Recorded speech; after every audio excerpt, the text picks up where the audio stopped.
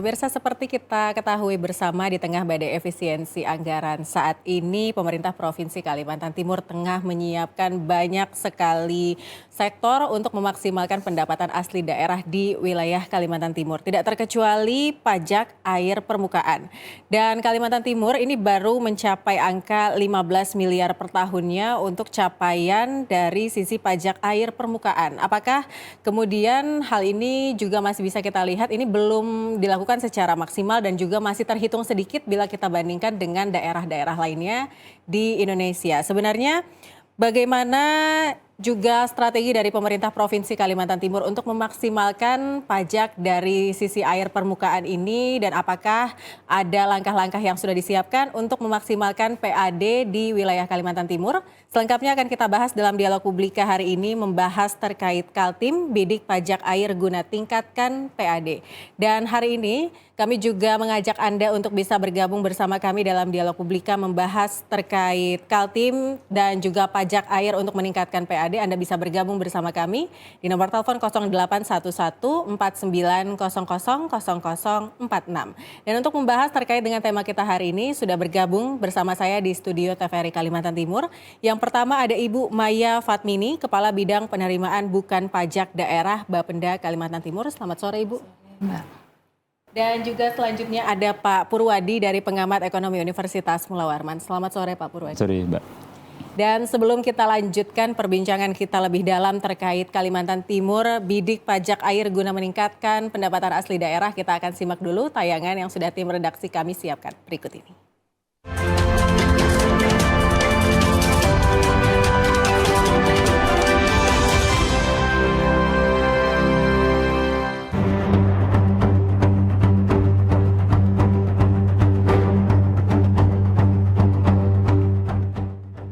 Upaya optimalisasi pendapatan asli daerah atau PAD dari sektor pajak air permukaan atau PAP mulai menjadi perhatian serius pemerintah Provinsi Kalimantan Timur. Gubernur Kaltim bahkan melakukan kunjungan kerja ke Sulawesi Barat untuk mempelajari strategi optimalisasi PAD, khususnya dari sektor PAP yang dinilai memiliki potensi besar. Langkah ini menjadi sinyal bahwa pemerintah daerah mulai melihat sumber-sumber pendapatan baru yang selama ini belum tergarap secara maksimal. Saat ini PAD dari sektor PAP di Kaltim baru mencapai sekitar 15 miliar rupiah per tahun, angka yang relatif kecil dibandingkan dengan skala aktivitas industri yang ada. Di sisi lain, Kaltim memiliki kekayaan sumber daya air permukaan yang melimpah, mulai dari sungai hingga danau yang menjadi penopang utama aktivitas industri padat air seperti perkebunan sawit dan pertambangan batu bara. Data menunjukkan terdapat 271 perusahaan sawit dan 112 pabrik kelapa sawit dengan total produksi mencapai sekitar 22 juta ton per tahun. Sebagai gambaran, pengolahan 1 ton TBS membutuhkan sekitar 0,8 hingga 1 meter kubik air, yang berarti konsumsi air oleh industri ini sangat besar dan seharusnya dapat berkontribusi signifikan terhadap penerimaan pajak daerah. Dengan kondisi tersebut, optimalisasi pajak air permukaan menjadi langkah strategis yang tidak hanya meningkatkan PAD, tetapi juga mendorong pengelolaan sumber daya air yang lebih bertanggung jawab.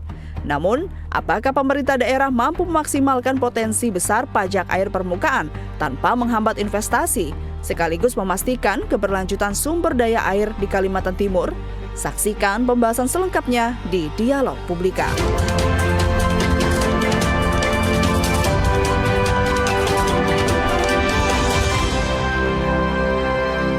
Saudara, baru saja Anda saksikan tayangan yang mengantarkan kita pada tema Dialog Publika sore hari ini, Kaltim bidik pajak air guna tingkatkan PAD. Sekali lagi saya juga mengingatkan Anda bisa bergabung dalam Dialog Publika sore hari ini. Anda bisa menelpon ke telepon interaktif kami di nomor 0811 4900 0046. Sekali lagi di nomor 0811 4900 0046. Kita akan awali dari Ibu Maya Fatmini, Kepala Bidang Penerimaan Bukan Pajak Daerah Bapenda Kalimantan Timur. Ibu Maya, bicara terkait memposisikan pajak air permukaan, bagaimana strategi dari pemerintah Provinsi Kalimantan Timur? Karena memang kalau tadi kita lihat tayangannya 15 miliar rupiah per tahun itu cukup kecil begitu Bu untuk masuk ke PAD Kaltim. Iya, tentunya kita pada saat ini berupaya melakukan inventarisir terhadap potensi yang ada di sektor-sektor perkebunan, pertambangan yang menggunakan air permukaan ya, kewenangan provinsi dalam hal ini adalah air permukaan, sehingga kami bersama tim terpadu sudah melakukan inventarisasi untuk perusahaan. Langkah awal kemarin sudah 68 perusahaan perkebunan yang kita inventarisir untuk kebutuhan air permukaannya. Jadi langkah awal tentunya adalah mendata perusahaan mana saja, berapa kebutuhannya, baru kita bisa memungut. Tentunya data itu data awal yang harus kita butuhkan untuk bisa melakukan pemungutan secara optimal. Kalau target, ya targetnya semakin banyak data perusahaan yang bisa kita himpun untuk ditagih pajak air permukaannya.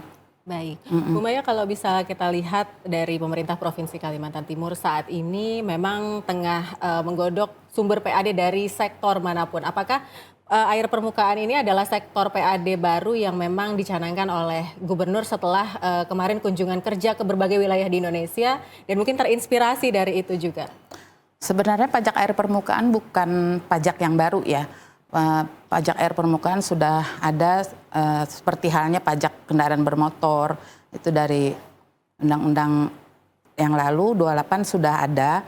Dan ini kenapa saat ini kita semakin gencar melakukan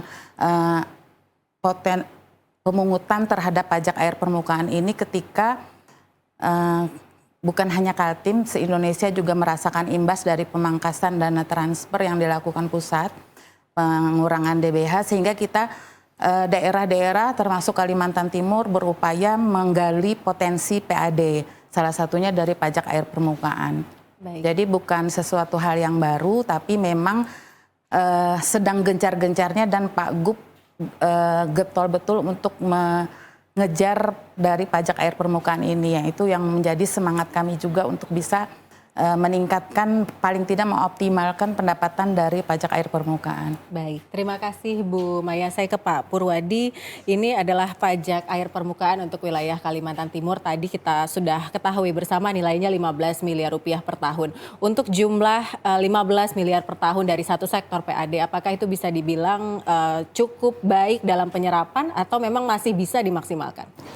Oke, mungkin saya sebelum masuk lebih dalam ke sana, saya baca di beberapa ini sumber itu, dan waktu ketemu Bu Sekda yang lalu saya sempat singgung karena kita sebelumnya kan ketemu Direktur PDAM tuh. Ya. Nah, di sini ternyata air PDAM itu dianggap air permukaan gitu. Saya hanya pesan aja Ibu, tolong sampaikan ke Pak Gubernur, dan ini harusnya disuarakan oleh Gubernur dan Kepala Daerah di Kabupaten Kota se-Indonesia, jangan lagi PDAM masuk wilayah itu, dipajekin juga, kasihan gitu, karena ini hajat publik Ibu. Air PDAM ini kan kebutuhan pokok. Nggak akan bangkrut tuh Indonesia kalau itu nggak dipajekin gitu loh. Baik. Kalau untuk industri, sawit, batu bara, is oke. Justru itu yang harus mungkin dimaksimalkan. Saya setuju. 15 miliar menurut saya, ya apa ya, masih potensi banyak, itu luar biasa menurut saya. Bisa didorong lagi lebih ini. Tapi yang penting, kalau itu soal item PDAM bisa dihapus, saya lebih sepakat, dan menurut saya kalau bisa itu dilakukan perubahan ke kementerian. Nggak tahu kementerian apa yang terkait dengan itu, apakah PUPR atau apa. Nah itu bisa ini, kasihan Ibu. Makanya sampai kemarin kan terakhir kalau tidak salah nyaris bangkrut tuh PDAM Samarinda. Nah logika saya jadi berpikir begini, pantas selama ini PDAM itu naikkan tarif terus tapi kualitasnya nggak pernah benar, ternyata kena begitu. Nah tolong pasal tentang item PDAM, air bersih untuk PDAM permukaan itu dihapus Ibu kalau bisa. Kalau untuk yang lain-lain sektor industri yang besar-besar ya oke, nggak apa-apa, justru itu digali nggak apa-apa. Yang penting tadi tidak menghambat investasi. Jangan juga ketika itu nanti dinaikkan secara progresif dan ugal-ugalan tanpa kontribusi yang fasilitas payback yang baik dari fasilitas pemerintah, investor juga bisa lari, repot juga kan. Jadi menjaga stamina supaya mereka betah juga di sini, itu yang tentu perlu duduk bersama. Baik. Gitu. Pak Purwadi, melihat saat ini pemerintah Provinsi Kalimantan Timur semua sumber PAD sedang digalakan, dicari benar-benar dan juga dimaksimalkan. Apakah kita sudah terhitung terlambat untuk memaksimalkan pajak air permukaan di Kalimantan Timur? Menurut saya sih sebenarnya tidak sekedar pajak air permukaan yang terlambat, Mbak. Ini kan ibarat, pernah saya bilang di satu media, dompet sudah tipis baru kita sadar bahwa kita lagi bokek kan gitu. Baru kita sadar cari sumber duit yang lain gitu. Harusnya ini pembelajaran ini disiapkan dari yang lalu-lalu gitu. Nah, sumber PA saya pernah komentar juga di sekian tahun lalu sebenarnya dari periode pemerintahan yang lalu ya. Yang lalu-lalu belum zaman Pak Rudi Seno. Saya bilang sebenarnya sumber keuangan untuk membackup APBD Kaltim itu banyak banget Mbak. Mungkin kita pernah ngomong tentang CSR. Nah, CSR aja, kalau Pak Wagub pernah mau mungut berapa rupiah tuh per kubik batu bara, itu uang receh aja. Sementara dalam Undang-Undang CSR, Undang-Undang PT, itu semua yang beroperasi di satu wilayah, wajib CSR 3-4% dari laba per tahun. Itu udah banjir duit Kaltim sebenarnya. Contoh nih, CSR berokol aja 60.000 US dollar. Dolar loh, sekarang 17.000, tinggal kalikan aja. Nggak akan habis dengan membangun Kaltim sangat makmur harusnya. KPC 50.000 US dollar. Itu baru 2 perusahaan, belum yang lain-lain. Gitu. Jadi kalau ini sebenarnya kalau mohon maaf nih, 15 miliar dari air bersih uang receh menurut saya. Kenapa? Nah, kemarin Pak Gubernur aja mau beli mobil 8 miliar. Sekarang itu baru rumah jabatan tadi saya sampaikan ke Ibu sebelum kita ketemu di sini. Lagi rame tuh di media. Renovasi 25 miliar. Jadi jangan lagi menyedihkan ketika Pemprov dengan kenceng-kencengnya dasar efisiensi menggali sumber-sumber PAD yang nanti akan menjadi beban publik, tapi di kantong sebelah Pemprov udah gaya hidupnya hedon. Ya nggak terima dong masyarakat Kaltim gitu. Baik Pak Purwadi, kita tahan sebentar karena saya kembalikan ke Ibu Maya. Kalau dari Bapenda sendiri sebenarnya ada target realistis dari penerimaan pajak air permukaan untuk di wilayah Kalimantan Timur? Ya, seperti yang saya sampaikan tadi, target secara nominal tentunya kita belum sampai ke sana. Target kita adalah menjaring sebanyak mungkin dari sektor industri yang tadi sudah dibilang Pak Pur juga untuk mendata, menginventarisir kebutuhan dari masing-masing sektor industri tadi yang didominasi oleh perkebunan kelapa sawit, ada juga pertambangan. Nah, kalau yang dari PDAM Pak, itu tarif kita se-Indonesia sebenarnya Kalimantan Timur termasuk yang rendah secara harga dasar air permukaan yang ditetapkan oleh kementerian, Pak. Yang menetapkan itu adalah kementerian. Jadi nilai perolehan air permukaan itu penetapan harga dasar air permukaan itu juga oleh kementerian. Nah, kita sekarang saat ini juga sedang mengusulkan untuk merevisi nilai dasar air permukaan tadi, yang mana Kaltim termasuk yang rendah. Kalau di PDAM itu Pak, kita tarifnya maksimal di dalam penetapannya itu maksimal 500 per meter kubik. Nah, sedangkan per kubiknya, sedangkan kalau dibandingkan dengan DKI itu hampir 2.000. Jadi kita seperempatnya. Mohon maaf Ibu, saya potong ya. DKI penduduknya 10 juta Mbak, nyaris 11 juta. Kita penduduknya 4 juta. It's okay DKI begitu, tapi kondisi Kalimantan Timur nggak bisa belajarnya dengan DKI salah tempat belajar. Bukan Pak, bukan belajar. Kita bukan belajar Pak. Penetapan nilai dasar air permukaan itu oleh kementerian. Jadi maksud saya harga dasar air itu oleh kementerian, harga dasar kita hanya Rp500 per kubik. Kalau di DKI itu hampir 2.000, Mbak. Rp1.970 kalau tidak salah. Baik, Bu Maya. Jadi, kalau untuk yang tadi disarankan oleh Pak Pur, kita bisa mengusulkan nanti dari kementerian mungkin untuk PDAM, berarti kita juga dengan seluruh Indonesia bisa mengajukan untuk merevisi untuk PDAM tadi ya Pak ya, karena itu bukan kewenangan daerah Pak, yang menetapkan itu adalah pusat kementerian, jadi itu yang bisa saya sampaikan. Baik, Bu Maya, untuk harga tadi pajak air permukaan untuk wilayah Kalimantan Timur, apakah itu juga ditentukan oleh pusat dan apakah kemudian daerah bisa menawarkan untuk revisi ketika memang itu tidak sesuai dengan kondisi di Kalimantan Timur yang kita tahu juga saat ini bahkan lebih penting karena juga ada ibu kota negara Nusantara. Iya betul. Bisa kita mengajukan revisi termasuk tadi yang Pak Pur bilang untuk PDAM ya.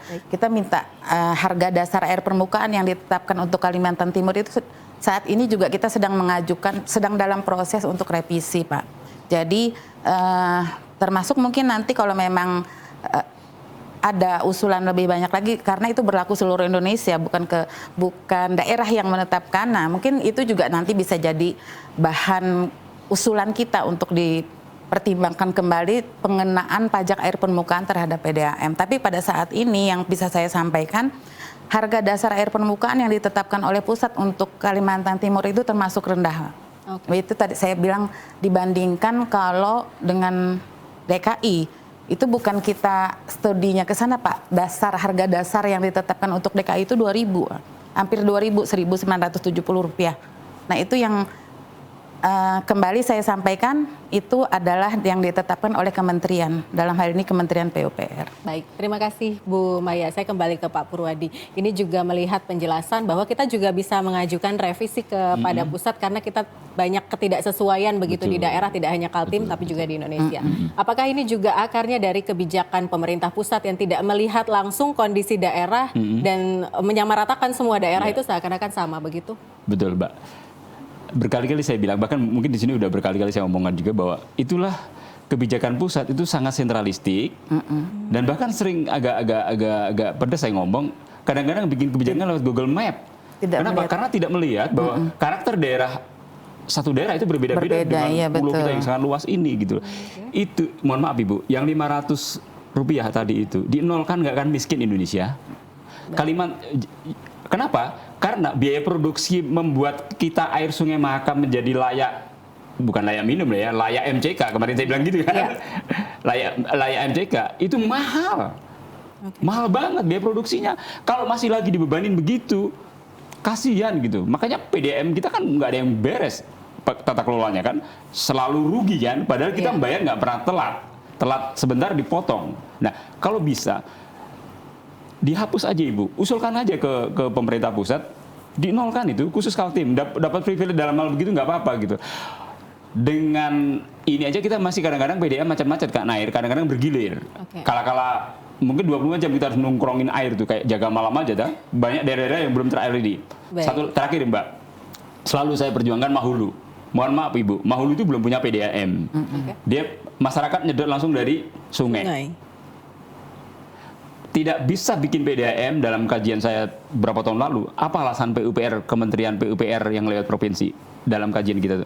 Penduduk Mahulu nggak cukup, minimal 50 ribu. Sementara sekarang baru 20. Sampai Belanda balik lagi saya bilang, itu Mahulu nggak akan pernah punya air bersih. Di sana ada manusia loh yang perlu itu.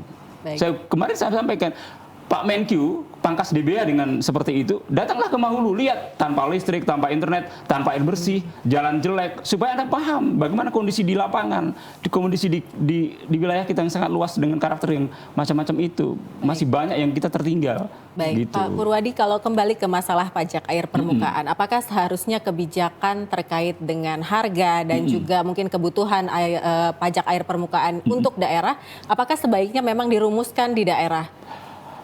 Harusnya dirumuskan di daerah dan sesuai dengan kondisi daerah masing-masing. Jakarta itu harusnya tinggal menerima dari bawah Mbak.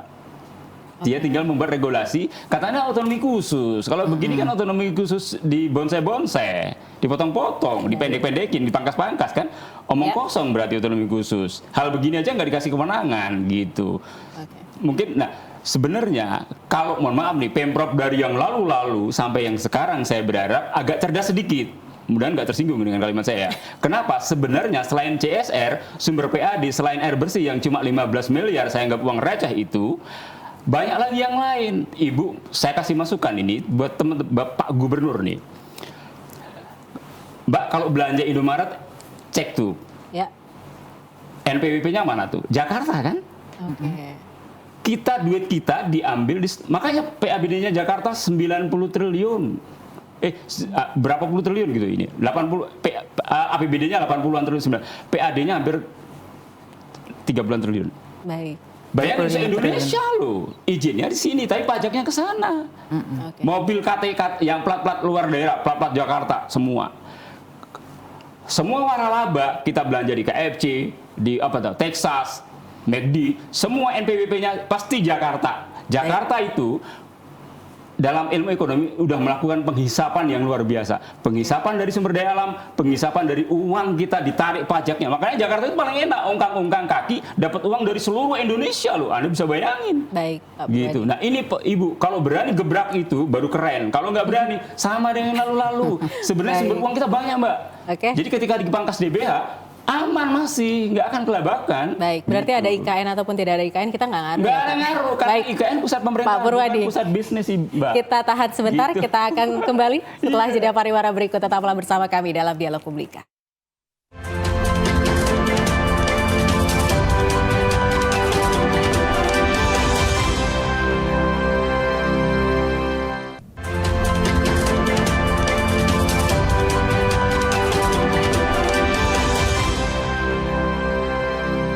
Terima kasih Anda masih bersama kami dalam Dialog Publika membahas Kaltim Bidik Pajak Air guna tingkatkan PAD. Sekali lagi Anda masih bisa bergabung bersama kami. Anda bisa bergabung lewat line interaktif di nomor telepon 0811 4900 0046. Sekali lagi di nomor 0811 4900 0046. Kita kembali ke Bu Maya dari Kepala Bidang Penerimaan Bukan Pajak Daerah Bapenda Kalimantan Timur. Bu Maya, pajak air permukaan yang saat ini juga tengah digalakan untuk memaksimalkan PAD di wilayah Kalimantan Timur. Tadi juga sudah disampaikan saat ini sedang proses memang mendata perusahaan-perusahaan. Untuk perusahaan atau sektor-sektor yang sudah menjadi objek pendataan saat ini seperti apa, Bu? Kita pada tahap awal kemarin sudah per wilayah ya Mbak ya. Kemarin untuk Kabupaten Kutai Kartanegara sudah 68 perusahaan perkebunan yang kita inventarisir termasuk kebutuhan air permukaannya. Nah dari data itu nanti kita olah untuk bisa kita menarik pajak air permukaannya. Tentunya tahun depan baru kita bisa menghitung keseluruhan target optimal yang bisa kita tetapkan. Nah saat ini target kita adalah memaksimalkan pendataan tadi. Nah itu nanti juga setelah ini kita bergeser ke Kutai Timur mungkin yang banyak perkebunan kelapa sawitnya. Baik, kalau untuk dari perusahaan sendiri Bu yang sudah dicatat begitu ya, apakah mereka kooperatif kerjasama, apalagi ini juga pajak, apalagi untuk investor ini bukan hal kecil pastinya begitu? Ya, sejauh ini yang sesuai yang saya sampaikan tadi kita sudah mendata dari Kutai Kartanegara itu ada 68 perusahaan, mayoritas sih kooperatif, cuman kita juga tidak bisa memastikan bahwa mereka terbuka secara keseluruhan terhadap kebutuhan mereka menggunakan air permukaan. Pertama, kita juga keterbatasan sumber daya manusianya karena sebagaimana diketahui posisi perusahaan perkebunan sawit itu jauh, rata-rata jauh dengan geografis yang sangat susah dijangkau tentunya. Dan kita juga keterbatasan anggaran untuk melakukan pemantauan setiap saat. Dan di samping itu juga kita belum memiliki meteran untuk memantau kebutuhan penggunaan air permukaan oleh masing-masing perusahaan tadi. Nah ini sedang kita lengkapin semua karena Pak Gub sangat konsen, apalagi beliau kemarin sudah beranjang sana ke Sulawesi Barat ya yang sudah menargetkan. Sebenarnya kita dengan Sulawesi Barat selisih 3 miliar saja Pak. Mereka menargetkan 18 miliar, kita 15 miliar. Tapi dengan harapan kita dibantu dengan tim terpadu ini untuk melakukan pendataan dan menginventarisir bukan hanya dari sektor perkebunan, sebenarnya dari juga perusahaan-perusahaan pertambangan. Ya. Itu juga kita data kebutuhan air permukaannya dengan harapan nanti hasil yang kita dapatkan melebihi target yang 15 miliar tadi. Baik, terima kasih Bu Maya. Saya kembali ke Pak Purwadi. Dari sisi ekonomi kita bicara investor Pak. Apakah kemudian investor-investor ini tidak khawatir, tidak takut semuanya ini ditagih pendapatan asli daerah dalam hal ini kita bicara pajak begitu. Apakah kemudian ini nanti untuk iklim investasi di Kaltim jadi lebih sulit gitu karena memang pajak jauh lebih banyak yang ditarik saat ini? Kalau saya lihat kan itu di 10% ya Ibu, kalau tidak salah ini dari total dia tarifnya itu kan. Nah, kalau memang harus hati-hati, makanya saya bilang harus hati-hati, jangan sampai menjadi si malakama juga. Ketika kita coba mau kenceng sama mereka, tapi ternyata tiba-tiba hengkang dari sini kan repot juga. Nanti kena PHK, pengangguran dan menjadi masalah menjadi lebih besar gitu. Jadi tambah muncul problem baru sosial ekonomi kita gitu, dan itu bisa menjadi apa ya, menurut saya sih angka moderat saya pikir membuat tarif yang berbeda-beda per sektor itu menjadi sesuatu yang mutlak harus dilakukan. Oke. Ya tadi agak berbeda kondisi kita dengan daerah lain, itu harus kita utamakan gitu loh, kita utamakan, jangan sampai menjadi itu high cost biaya tinggi investor masuk sini gitu. Nanti investor menjadi barang langka loh masuk Kaltim gitu, karena agak repot kan gitu di ini. Nah, kalau saya justru harusnya gali sumber yang lain. Tadi kan udah saya sebut tuh CSR, terus waralaba yang NPWP-nya Jakarta semua kan. Kantor-kantor kantor-kantor perbankan, kantor-kantor perusahaan-perusahaan yang NPWP-nya cabangnya ada di sini tapi NPWP-nya kan Jakarta. Benar-benar Jakarta itu ongkang-ongkang dapat uang loh. Semuanya ditarik duit kita loh, nggak cuma sumber daya alam, dihisap semuanya, dihisap sumber daya alamnya, hutan, batu bara, tambang segala macam, plus duit yang kita belanjakan di sini, gitu. Terus apalagi Perusda, kita tunggu Ibu janji Pak Gubernur mau bikin Perusda alat berat. Iya. Jangan cuma sekedar pajak alat berat, Perusda alat berat itu sebenarnya ide lama. Waktu saya jadi staf ahli DPRD Karangpaci periode yang kemarin 2009 itu saya udah ngomong sama Komisi 2, usulkan dengan Pemprov bikin Perusda alat berat. Nanti bikin agreement dengan semua investasi yang menggunakan alat berat beroperasi di Kaltim, menggunakan alat berat sekian persen Anda harus nyewa lewat Pemprov. Itu cuan beramburan di situ.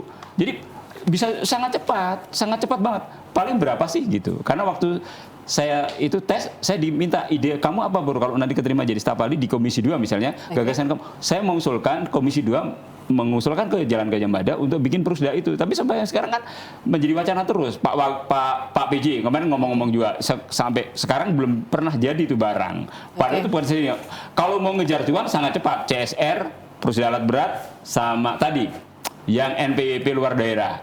Terus kendaraan plat-plat di luar daerah, walaupun katanya mereka bayar di daerah lain, kita dapat berapa persen kalau tidak salah ya Ibu dari plat-plat luar daerah itu. Kalau bisa dipindahkan ke sini sekaligus kan nggak masalah, gitu, supaya sumber kita menjadi lebih banyak. Baik, gitu. Pak Purwadi, kalau kita bicara cuan, sebenarnya kan juga ada potensi cuan yang besar begitu dalam tanda kutip, karena di Kalimantan Timur sendiri dari sektor energi, migas, belum lagi batu bara dan lain-lain, semuanya memanfaatkan air permukaan. Apakah kemudian kalau kita masih mengikuti pusat dengan harga pusat, itu juga masih ada potensi cuan yang banyak dalam tanda kutip untuk wilayah Kalimantan Timur? Saya pikir nggak beranjak jauh sih. Tetap. Baik. Harusnya kita memang punya usulan yang agak berbeda dengan daerah lain gitu loh. Dulu kan otonomi khusus kita ditolak, ya kan? Di MK kita gagal. Ya otonominya diperlebar lah gitu. Dikasih kewenangan-kewenangan yang memang bisa kita mendrive supaya kita ekonomi, katanya suruh ekonomi kita kuat, stabilitas kita kuat. Pak Purwadi, izin saya potong sebentar, kita akan angkat telepon dari pemirsa yang sudah bergabung di Dialog Publika. Halo, selamat sore Bapak atau Ibu? Dari Sahli, Mbak, di Tenggarong. Baik, selamat sore Pak Sahli, silakan dengan pertanyaannya Pak. Di Kaltim ini kan banyak masih itu daerah yang tidak punya air bersih, Pak. Padahal kita ini sebagai ibu kota Nusantara. Terus ini yang dibahas ini investasi danau air. Ini kan artinya mementingkan bisnis besar dibandingkan melirik peluang di depan mata kita. Nah, bagaimana pemerintah ini menyikapinya dengan adil? Hasil investasi ini akan dikemanakan nantinya, Mbak? Baik. Dari Pak Sahli, ada yang mau ditambahkan? Cukup? Baik, terima kasih Pak Sahli dari Tenggarong. Mungkin sebelum kita lanjutkan dari Pak Purwadi, tadi silakan Pak untuk melanjutkan.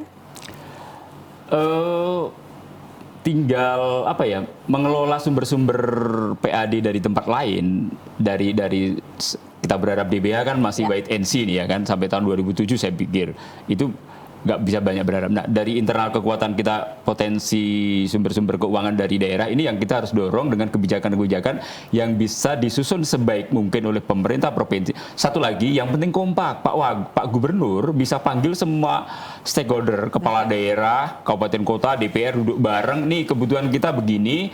apa yang kita bisa suarakan sama-sama lewat Senayan sampai lewat ke Pak Presiden gitu loh, supaya ini menjadi kebutuhan bersama. Tadi itu Tenggarong juga masih ngeluh kan air bersih, kan saya kasihan banget tuh, apalagi yang tadi yang jauh-jauh. Ini problem yang harus kita selesaikan. Bangsa ini udah merdeka 80 tahun loh, tapi masih ada daerah-daerah kita yang susah air bersih, susah sinyal, susah internet dan segala macam kan. Nah ini kan harusnya segera beres dengan semua yang kita miliki sumber daya alam itu. Baik, gitu. Pak Purwadi. Tadi juga Pak Sahli dari Tenggarong juga sudah menyampaikan terkait kekhawatirannya. Ini kalau kita bicara investasi, penarikan pajak air permukaan, tapi untuk masyarakat ini apa yang bisa dirasakan secara langsung dari hasil PAD tersebut? Mungkin dari Bu Maya, silakan bisa menjawab. Ya kalau dari sisi pemerintah ya untuk investasi dari pajak air permukaan ini tentunya kan kembali lagi ke masyarakat ya Mbak ya.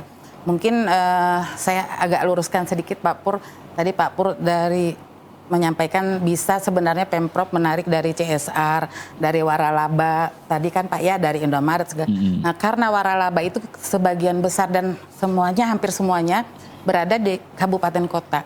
Tentunya pajaknya adalah kewenangan kabupaten kota, bukan provinsi. Sebentar Ibu, mohon maaf, itu NBWP-nya Jakarta loh Ibu. Iya, tapi pajaknya lari ke Jakarta Ibu, nggak ada ya, daerah. izin, iya betul. Ke Bontang begitu. Kita masih bisa coba jawab dulu. Kalau izinnya memang mungkin karena dia waralaba pusat ya Pak ya.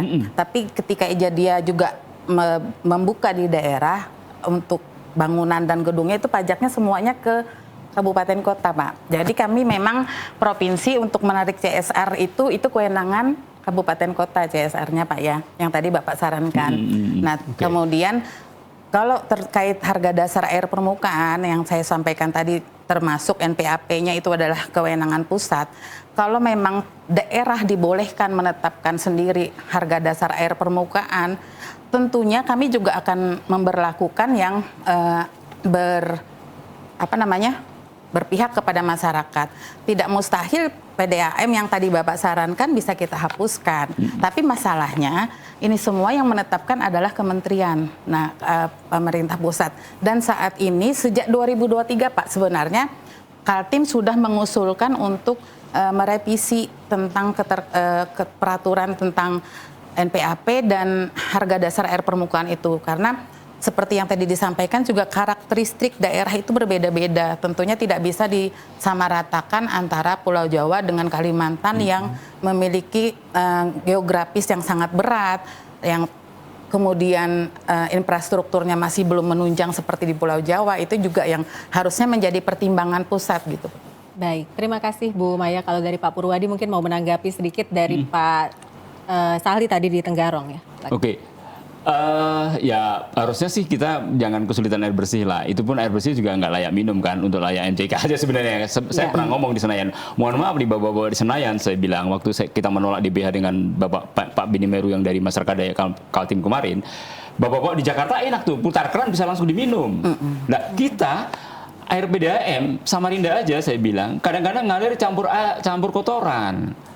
Ada cacing lah, ada jentik-jentik lah, ada pasir lah. Masih itu coklat. dan coklat, kuning, hijau, penuh warna kan udah kayak bendera aja tuh. Jadi itu belum apalagi daerah-daerah lain gitu. Ini tentu harus menjadi perhatian pemerintah pusat. Jangan sampai hal begini yang harusnya cukup daerah yang ngurusin, dia intervensi kejauhan, urusin yang lain-lain yang lebih penting lah gitu. Jadi serahkan itu hal seperti itu ke kepala daerah di tempat kita supaya kita kan yang ingin tahu problem kita di daerah kan, bukan orang-orang pusat sana itu kan yang kadang-kadang asal Bapak senang aja atau laporan lewat Google Map aja kan gitu. Jadi kebijakannya harus benar-benar dari bawah supaya setiap daerah itu punya karakter yang berbeda dengan penanganan yang berbeda. Ibarat orang sakit tidak salah resep gitu, supaya nanti nggak sembuh-sembuh itu sakitnya jantung dikasih paracetamol, saya bilang gitu kan, ntar nggak sembuh-sembuh itu jantung gitu ya. Jadi satu lagi mohon maaf Ibu tentang NPWP ya, tentang NPWP Ibu. NPWP itu pajak belanja kita PPN. Kalau kita lihat kalau kita belanja di Indogrosir, Indomaret yang waralaba itu ada PPN sekitar berapa? 12% kalau tidak salah. 12% atau 10% minimal lah ya. 10 sampai 11 sampai 12. Itu misalnya kita belanja 100.000. Kalau 10% udah berapa? 10.000 atau 12%. Udah berapa tuh? Kalau 10 juta itu duit pajaknya ke sana loh Ibu. Ya, pajaknya nah, kalau betul. IMB PBB itu persoalan lain. Oke, dia karena dia tancap beton di sini, clear. Tapi kan nggak seberapa PBB, nggak seberapa. Itu yang harusnya bisa ditarik ke sini supaya uang tidak ngumpul di Jakarta. PBB dan IMB itu nggak ada apa-apanya dengan PPN yang sekian persen itu. Gede banget loh. Belanja ke Indogrosir misalnya 10 juta. NPWP-nya Jakarta 10 juta kali 10%. Udah berapa tuh? Satu kali belanja. Kalau sekian orang, udah. Kalau itu bisa ditarik, berlimpah kata KDM Gubernur Jawa Barat. Karena Jakarta egois. Iya, betul, Semua betul. sedotnya. Diongkang-ongkang. Ini PAD-nya saya baca Jakarta itu jumlah penduduk 10 juta. PAD-nya itu APBD-nya 91 triliun, Mbak. Oke, Pak Purwadi. PAD kemarin pangkas DBH 15 triliun aja. Anteng kan dia? Baik. Pangkas DBH 15 triliun itu kan sama dengan APBD kita. Bayangin, APBD Kaltim itu sama dengan DBH yang dipangkas di DKI loh. Jakarta. Baik. Nggak ada, anteng kan nggak ada apa-apanya. Pak Purwadi, Gitu. kita kasih kesempatan Bu Maya untuk mungkin mau menanggapi, silahkan Bu Ya, Maya. tadi saya sepakat kalau memang pajaknya itu ke pusat Pak, itu PPN ya Pak ya. Dari sisi PPN dan PPH sebenarnya ke daerah itu sudah ada dapat bagi hasil. Mungkin memang nilainya belum maksimal ya kembali ke daerah itu. Seperti halnya PPH 21 itu pajak penghasilan ya. Ya. Itu juga kembali ke daerah dengan bagi hasil. Memang semuanya perlu kita perjuangkan supaya formula perhitungan kembali ke daerahnya itu bisa dipertimbangkan kembali oleh pusat. Nah, kemudian yang tadi yang saya bilang CSR tadi Pak, yang bisa menarik CSR dari waralaba yang berada di kabupaten kota itu mungkin adalah pemerintah kabupaten kota kalau CSR-nya. Kalau PPH-nya, pajaknya itu yang tadi saya bilang dari penghasilan pegawainya mungkin itu kembali ke daerah dengan bagi hasil. Tapi memang semuanya sebenarnya Pak Gub sudah mencari terobosan untuk meningkatkan PAD ini dari berbagai sektor. Sudah beliau bergerak. Cuman memang karena sebagian besar keputusan itu adalah ketentuan dari pemerintah pusat dan baru 1 tahun kan Mbak ya, jadi belum kelihatan hasilnya. Mudah-mudahan kita doakan bersama, mohon doanya juga dari masyarakat Kalimantan Timur supaya apa yang kita perjuangkan, baik itu memperjuangkan bagi hasil, dana transfer maupun PAD yang kita perjuangkan agar bisa optimal dan berjalan lancar. Walaupun PAD, tapi kita terikat dengan ketentuan pusat, Mbak. Jadi di situ juga menjadi rambu-rambu yang kita harus hati-hati juga menanggapinya. Oke, baik. Terima kasih Bu Maya. Kita masih akan berbincang terkait dengan Kaltim Bidik Pajak Air guna tingkatkan PAD setelah jeda pariwara berikut. Tetaplah bersama kami dalam Dialog Publik.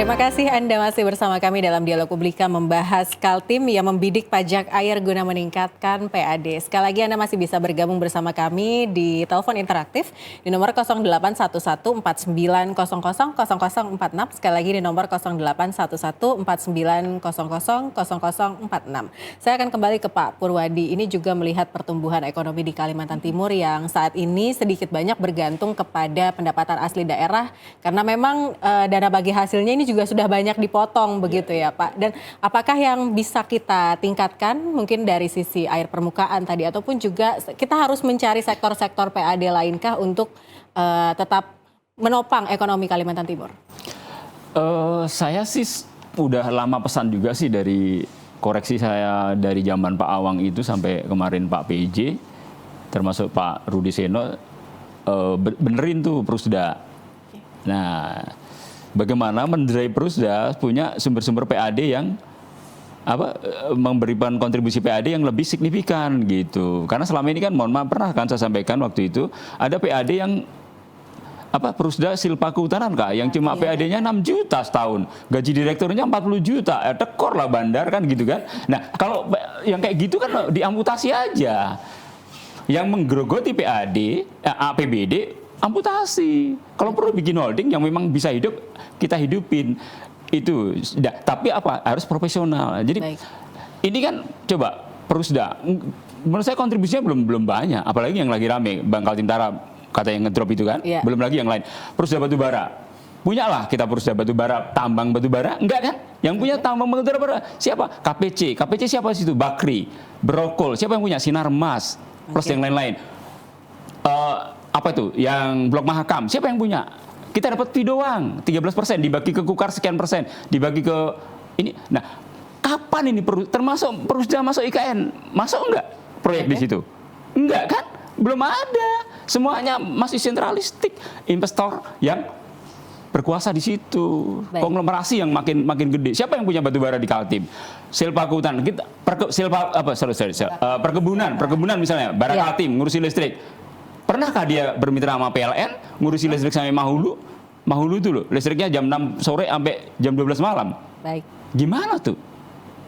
Ngapain tuh? Jangan-jangan makan gaji buta, gabut kata anak sekarang kan direkturnya. Oke. Amputasi kalau mau nggak produktif ganti. Sebenarnya judul-judul Perusdanya udah keren, Mbak. Oke. MBS, properti, Pandurata tuh hotelnya nganggur tuh mangkrak. Pemprov kalau atau orang-orang Kaltim kalau tidur di Jakarta kunjungan kerja, Pak Gubernurnya mungkin nggak pernah nginep tuh di Pandurata. Padahal itu hotelnya Pemprov. Ayo, Baik. zaman dulu loh, dari dulu nggak pernah kan? Baik, Pak Ayo, Purwadi. Hotel Royal Balikpapan itu aset MBS loh. Temuan inspektorat tidak bayar PAD ke Pemprov udah 16 miliar. Nggak pernah jatuh barang ditelusurin. Oke. Udah zaman Pak PJ itu duit udah keluar kelihatan. Ini beresin dulu. Oke. Perkebunan. Siapa yang punya sawit? Kita tahu lah. Baik. Kan jadi penonton doang. Jadi Perusda papan nama. Jelek banget kan saya ngomong jadinya. Perusda papan nama kan. Oke. Kemarin batubara malah kena bermasalah tuh. Baik. SDM-nya trouble masuk di jalan apa itu kan? Oke. Gitu. Nah, Baik. ini saya tunggu tuh janji itu beresin Perusda. Yang penting profesional, jangan karena tim sukses, balas budi politik, keluarga dinasti dan lain sebagainya. Jauhkan dari itu, cari orang profesional dan terukur. Anda saya gaji 50 juta, kasih PAD berapa? 1 miliar Pak. Oke, buktikan. Kapan nyampenya? Begitu harusnya. Publish, semua orang Kaltim bisa tahu itu. Jangan semuanya main kong kali kong, sembunyi-sembunyi di belakang layar. Tahu-tahu meledak, viral baru Anda ralat. Kan kelakuannya begitu selama ini. Baik. Jangan lagi begitu kalau Baik. mau berbeda. Gitu Mbak. Baik, Pak Oke. Purwadi. Ini tadi juga sudah disampaikan ya poin-poin penting oleh Pak Purwadi. Saya kembali ke Bu Maya. Kalau keputusan dari pemerintah Provinsi Kalimantan Timur lewat Bapenda Kalimantan Timur ini sebenarnya terkait dengan pendapatan asli daerah secara umum. Ini sebenarnya kita dimaksimalkan dari sektor apa yang bisa, Bu? Ya, sebenarnya kalau kita mau maksimal memang dari pajak ya Mbak ya. Pajak itu kan ada pajak kendaraan bermotor, pajak bahan bakar, pajak air permukaan tadi, pajak alat berat, nah MBLB, option MBLB dan juga ada retribusi juga dari BUMD. Seperti yang tadi disampaikan oleh Pak Pur, saat ini Pak Gub memang sudah sedang berusaha membenahi BUMD Pak. Terbukti dengan beberapa direksi dilakukan penyegaran, diambil dari kalangan profesional juga.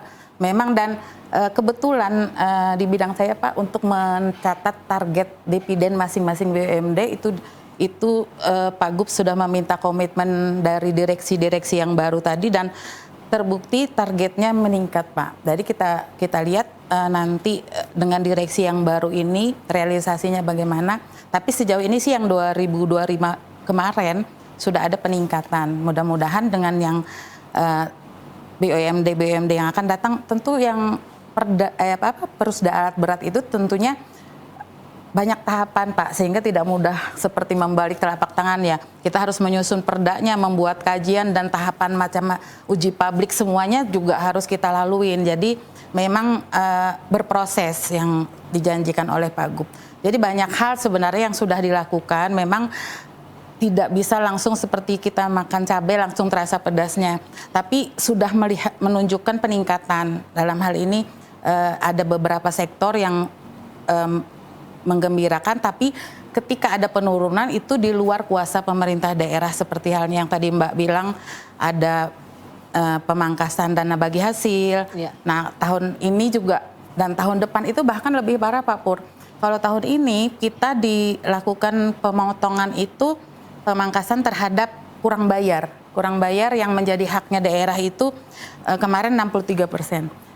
Tahun 2027 infonya mudah-mudahan tidak terjadi, itu bukan hanya dari kurang bayar uang kita yang memang hak kita, tapi alokasi murni. Alokasi murni itu adalah hasil dari rekonsiliasi kita dengan kementerian. Baik. Itu rekonsiliasi itu hitung-hitungan Mbak, dari hasil misalnya daerah berapa, pusat berapa, nah itu berarti sudah hak kita.